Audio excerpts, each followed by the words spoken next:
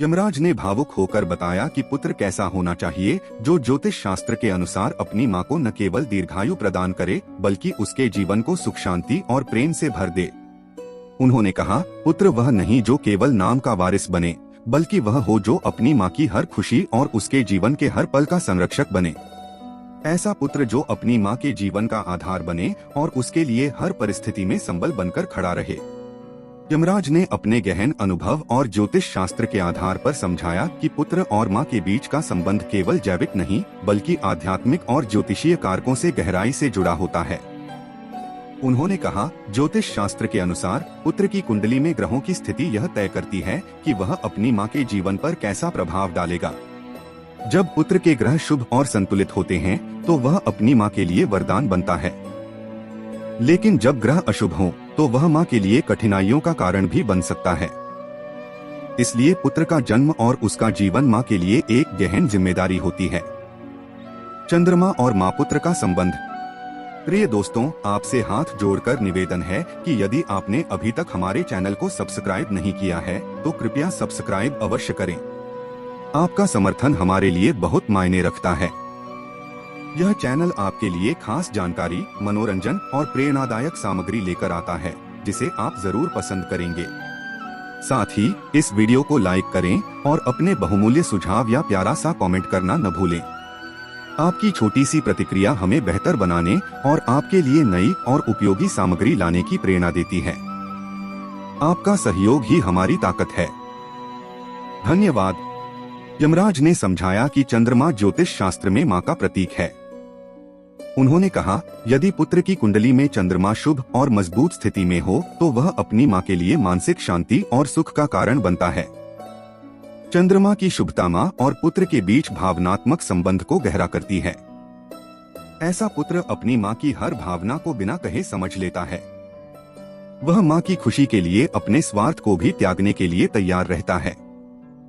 उन्होंने यह भी बताया कि यदि चंद्रमा कमजोर हो या अशुभ ग्रहों से पीड़ित हो तो पुत्र और मां के संबंधों में खटास आ सकती है। ऐसे में मां को अपने पुत्र के व्यवहार में कठोरता या उदासीनता का सामना करना पड़ सकता है। लेकिन यदि पुत्र अपने कर्मों और प्रेम से चंद्रमा की कमजोरी को संतुलित करता है तो वह इस समस्या को दूर कर सकता है। सूर्य और मां की आयु।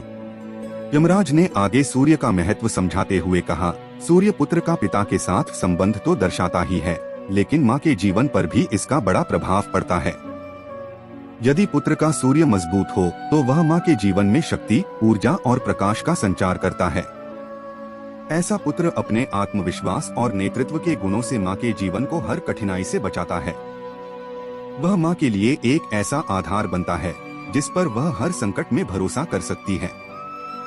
उन्होंने कहा कि जब सूर्य कमजोर होता है तो पुत्र में अपने कर्तव्यों के प्रति उदासीनता आ सकती है।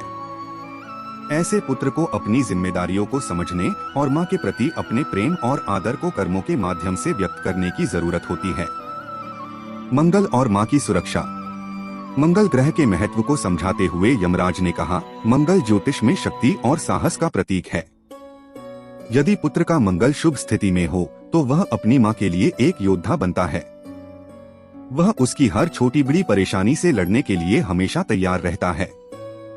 ऐसा पुत्र मां के जीवन को हर प्रकार के संकट से बचाता है। उन्होंने यह भी कहा कि जब मंगल अशुभ होता है तो पुत्र का व्यवहार आक्रामक या लापरवाह हो सकता है, जिससे मां को मानसिक तनाव हो सकता है। ऐसे में पुत्र को अपने क्रोध और आवेग पर नियंत्रण करना चाहिए और अपनी मां की भावनाओं को समझने का प्रयास करना चाहिए। बुध और मां पुत्र का संवाद। यमराज ने बुध ग्रह का महत्व बताते हुए कहा, बुध संवाद और बुद्धिमत्ता का प्रतीक है। यदि पुत्र का बुध शुभ हो तो वह अपनी मां की हर बात को ध्यान से सुनता है और उसकी भावनाओं को गहराई से समझता है। ऐसा पुत्र अपनी मां के साथ एक ऐसा रिश्ता बनाता है जिसमें संवाद और समझ सबसे महत्वपूर्ण होते हैं। उन्होंने यह भी कहा कि जब बुध कमजोर होता है तो मां और पुत्र के बीच संवाद की कमी हो सकती है।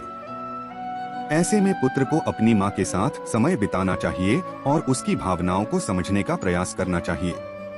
इससे उनके बीच का रिश्ता मजबूत होगा और मां को मानसिक शांति मिलेगी।